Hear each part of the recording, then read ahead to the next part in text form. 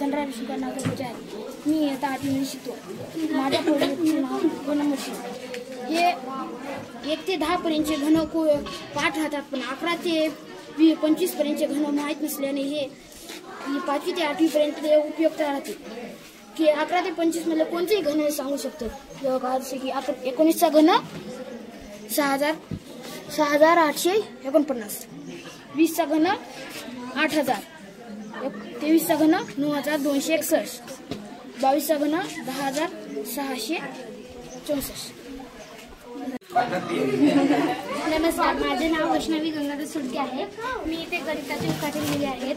गणिताचे उखाणे म्हणजे कसं, जास्त करून आपल्या सर्वांना गणित म्हणलं का अवघड विषय वाटतो। अवघड विषय असल्यामुळे आपल्याला गमतीशीर आणि मजेशीर उखाण्यासहित सूत्रपाठ करण्याचा हा सोपा उपाय आहे। जसे की आपल्या देशाचे प्रमुख असतात राष्ट्रपती, आपल्या देशाचे प्रमुख असतात राष्ट्रपती। तिन्ही बाजूंची बेरीज म्हणजे त्रिकोणाची परिमिती, तिन्ही बाजूंची बेरीज म्हणजे त्रिकोणाची परिमिती। आणि हे पूर्ण आपलं बगर थर्माकोलचं आहे, ह्याच्यामुळे आपल्याला खूप फायदे होतात वगैरे।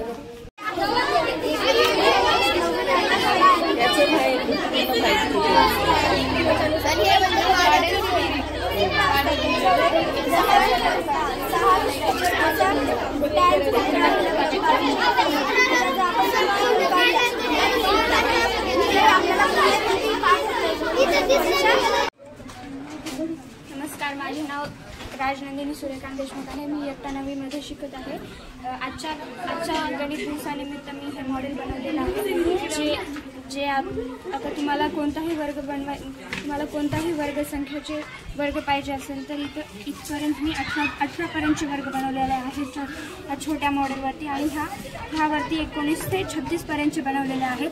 आता तुम्हाला मी एक करून दाखवते। आता हा 1 इकडे संख्या आहे आणि 1चा वर्ग 1 इकडे आहे। आता तुम्ही कोणतीही संख्या घ्या, इथपर्यंतची संख्या आहेत। 11चा वर्ग 121, याच्या विरुद्ध संख्येला हे येते। मग आता ह्याच्यावरचं जर बघितलं तर 25चा वर्ग 625 याच्या विरुद्ध दिशेने।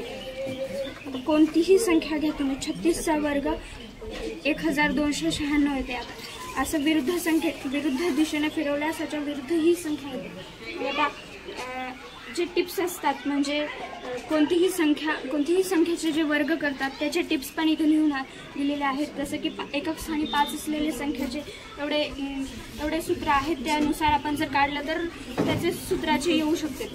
मग आता इकडे एकक स्थानी जे वर्गसंख्या असते त्या एकक स्थानी वर्गसंख्या असेल त्यानुसार हे सूत्र काढू शकता। ह्या सूत्रानुसार आपण त्याचं वर्ग काढू शकता। आणि 1 आणि 5 व्यतिरिक्त जे संख्या असतात, जसं की 3, 2, 7 वगैरे, त्यानुसार या थेरमनुसार तुम्ही काढू शकता। धन्यवाद। नमस्कार, माझे नाव वेदिका नागेश कुलकर्णी। मी इयत्ता 9वी मध्ये शिकते। हा मी त्रिमितीय आकृतीचा एक छोटासा प्रोजेक्ट बनवला आहे, कारण मुलांना ही सूत्रे पाठ होत नाही, म्हणून शिक्षकांना शिकवण्यातही इंटरेस्ट यावा आणि लेकरांना पाठ करण्यातही इंटरेस्ट यावा, यासाठी मी ही बनवलेला आहे। याच्यामध्ये आपण हे समोरील बाजू छेद करणं हा बघतो, हा सीनचा आहे, म्हणून आपण जे हे असं फिरवतो हे सीनचे सूत्र आहे।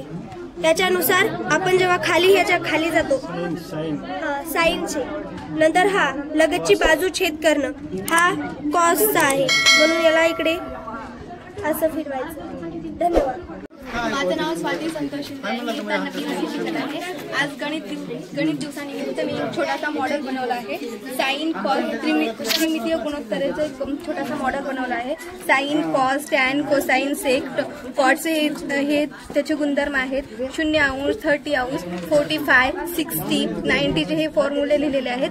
आणि ह्याच्या इकडे आपल्याला हे पाठ होऊ शकत नाहीत, म्हणून ह्याचे काही पद्धती दिलेल्या आहेत, ज्या पद्धतीनुसार आपण हे सर्व काही काढू शकतो। या साइन, कॉस, थिटा या सगळ्याच्या पद्धती नियम काढू शकतो। याची इथं स्टेप नंबर 1 0 ते 4 पर्यंतच्या संख्या दिलेल्या आहेत। मग इथे सगळे स्टेपनुसार सोप्या पद्धतीने आपण हे सगळं काढू शकतो। धन्यवाद। नमस्कार, माझे नाव सृजन नागेश कुलकर्णी आहे। मी इयत्ता 5वीत शिकत आहे। मी हे घनसंख्या बनवले आहेत। हे घनसंख्या 5चा घन, हे पहा 5चा घन 125 आहे, 6चा घन 216 आहे, 7चा घन 343 आहे.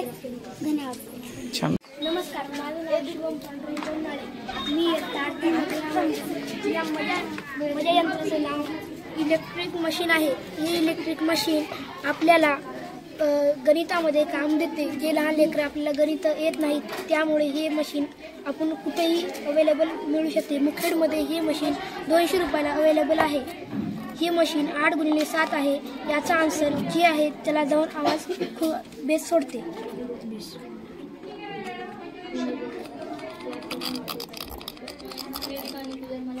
आता हे 5x6चे उत्तर जे आहे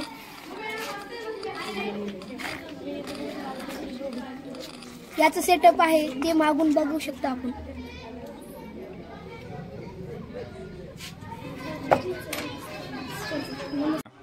नमस्कार, माझं नाव उस्मा शमशुद्दीन शेख. आज मी तुम्हाला आकृतीचे घनफळ व पृष्ठफळ याविषयी माहिती सांगायला एक छोटासा प्रोजेक्ट बनवलेला आहे. ह्याच्यामध्ये आपल्याला इष्टिकाचितीचे पृष्ठफळ व घनफळ दिलेलं आहे.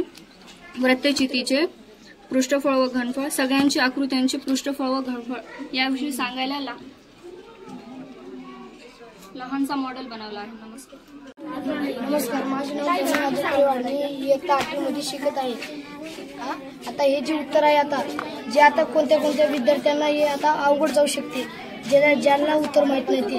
आता याचं उत्तर आहे 3 नंबर. आता इथं लाईट येते. आता याचं उत्तर आपण जे चुकीला जे चूक आहे उत्तर त्याला आपण हे केलं तर हे उत्तर येऊ शकत नाही. आता याचं उत्तर हे आहे म्हणून हे लाईट चालत आहे. आता इथं आपण हे लावलं आणि इथं हे लावलं तर याचं उत्तर आपल्याला गलत आहे. याचं उत्तर हे नाही म्हणून